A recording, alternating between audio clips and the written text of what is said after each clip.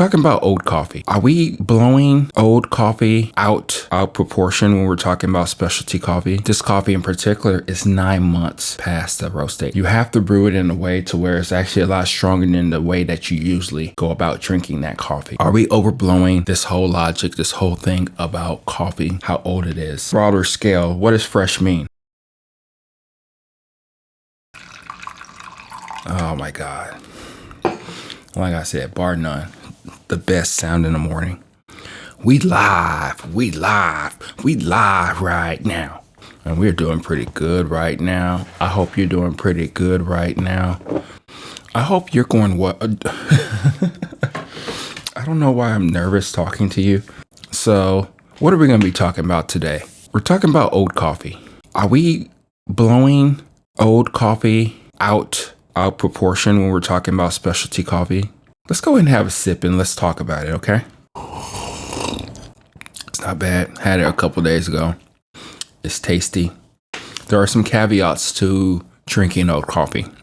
One thing that I did notice or have noticed, which you probably haven't really noticed much when you're drinking old coffee because you're a specialty coffee drinker. You don't drink old coffee. So you don't know the ins and outs of terrible or just off-putting, or I'm just using all these adjectives that we describe with old coffee, but we don't know much of, because specialty coffee, we don't really drink old coffee. Normal people, they drink old coffee all the time, and we bash them. We talk about them. I talk about them too. We say, what are you doing? What are you missing? There's a lot of things that we go through this rabbit hole of talking about when we're talking about coffee, right? Especially if it's well past the roast date. Since you are hopefully enjoying the video, you like, subscribe. This coffee in particular is 9 months past the roast date. I actually roasted this coffee. I gave it out to a business that sells other stuff, and it was doing pretty well before, but now I don't know if the business is going to be there much longer, and people only come there sometimes here and there. So I picked up a couple bags, and I thought that this would be a good topic to talk about. This coffee in particular is either my Brazilian or my Mexican coffee. It is 9 months off roast. 9 months. And why would you taste that? And this coffee is ground too. I do have the same version that's whole beans, but for the most part, it tastes more so the same, which is kind of interesting. I guess after a while they equalize. So the ground coffee and the whole bean coffees, even when I grind the whole beans coffees, it doesn't really matter as much as you would think. And I was really shocked by that. And this coffee, it does have some notes that I'm very familiar with. I think this is more leaning towards the Mexican coffee. The Mexican coffee to me is a little bit more layered. It has a little bit more characteristic compared to the Brazilian coffee that I usually roast and sell. And I'll give out tips, and then we're going to be talking about things about coffee in general, right? There are some tips. If you by any chance somebody gifts you coffee, you should be grateful, be mindful that they're just trying to be, they're acknowledging your hobby. So that's one thing. Be grateful.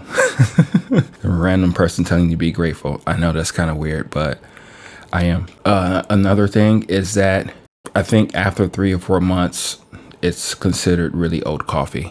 I know you may ask me why, but you're going to be selling coffee on Amazon. There's ways around that to where you can give people the freshest coffee as possible, which we'll talk about it in another time when we talk about my Amazon coffee, because a lot of people frown away from that because it's old ass coffee, right?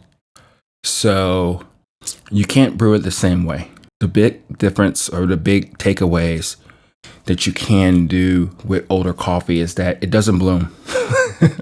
It really doesn't bloom. So you don't have to worry about the violet nature of the coffee bed, of it not really reacting to your brewing techniques. If you stir, you don't stir, the way you pour the coffee and all that good stuff. That's one thing that you can look forward to because it'll be easier to brew the coffee. It has this weird lingering smell. I wouldn't say that it's fantastic, but it's kind of like a smell that just doesn't quit with older coffees.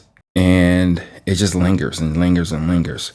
I wouldn't necessarily say that's bad, but it picks like one or two notes of the coffee when you smell it, and it just stays there. I don't know why it does that, but I have noticed that in drinking old coffee, especially when it's dry and it's not brewed. You can't roast it the same way. You can't brew it the same way. You have to brew it in a way to where it's actually a lot stronger than the way that you usually go about drinking that coffee. Okay.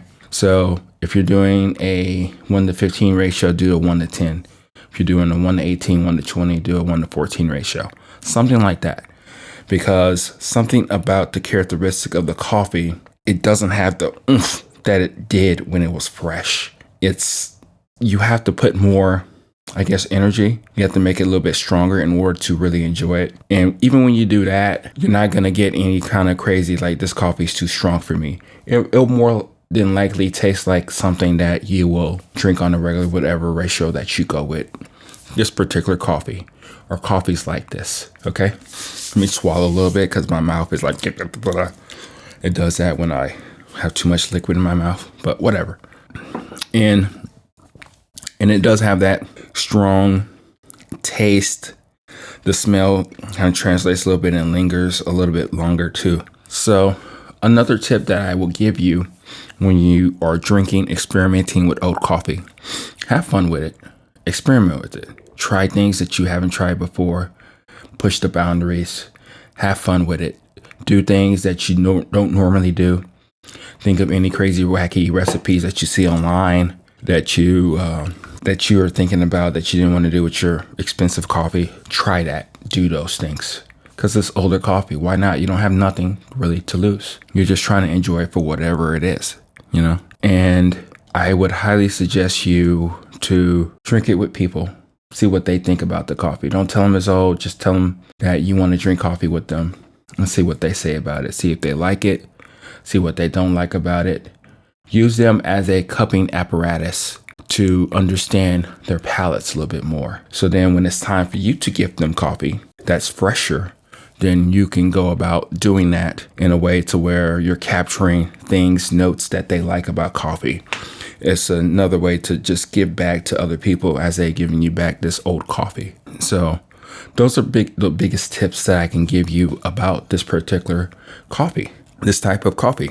And now let's talk about oat coffee and specialty coffee. Are we overblowing this whole logic, this whole thing about coffee, how old it is? I think to an extent we are.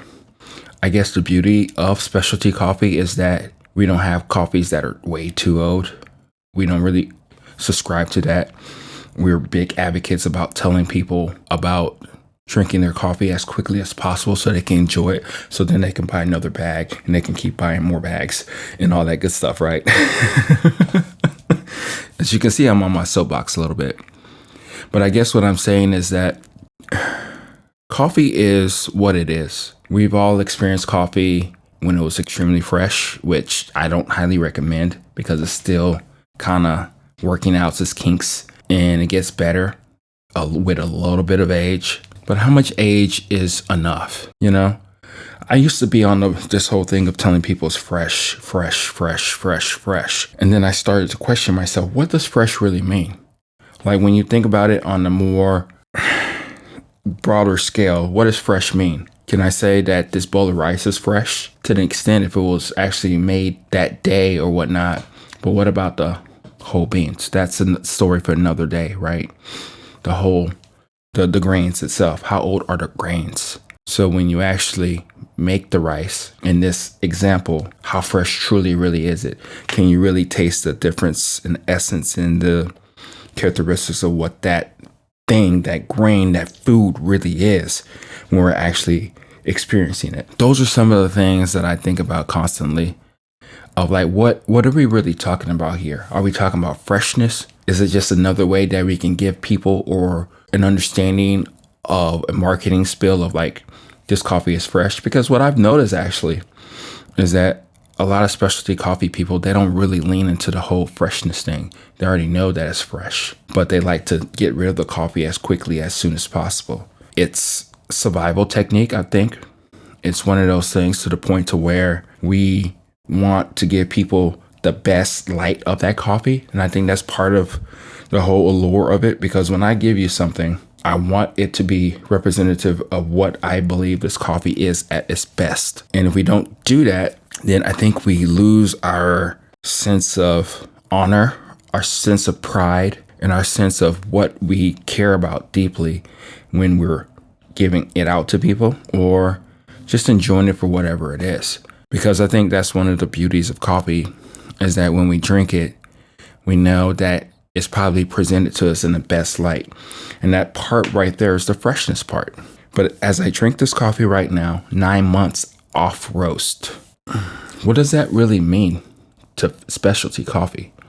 I think there is a limit.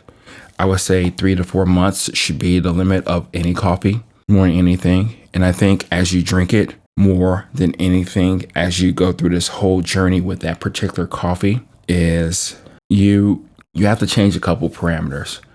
You have to brew a lot stronger. You have to change up more things in order to kind of get the same essence of what that coffee was. But at the end of the day, it's one of those things to where we are experiencing coffee the best way, the best light that we can. And are we blowing this whole freshness thing out the water?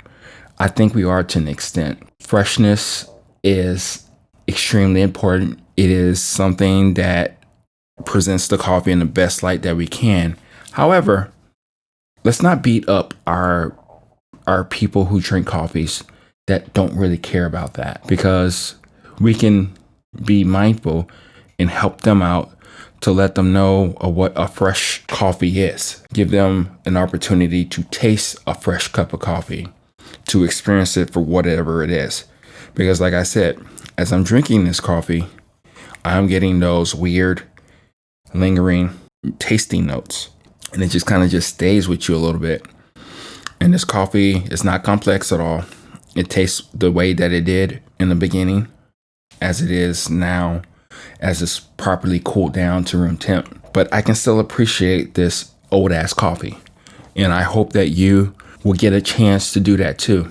And it's easy. It's easy to get a chance to witness old coffee.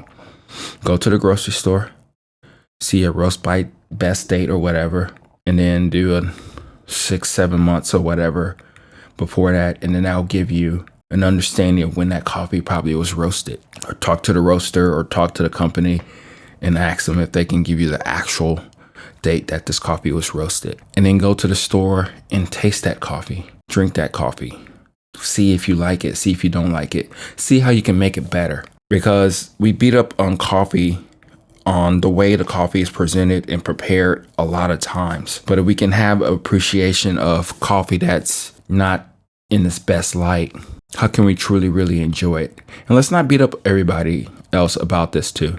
I have friends, I have people who drink my coffee all the time. And sometimes they drink the coffee for a lot longer than I would like them to. See what I'm saying?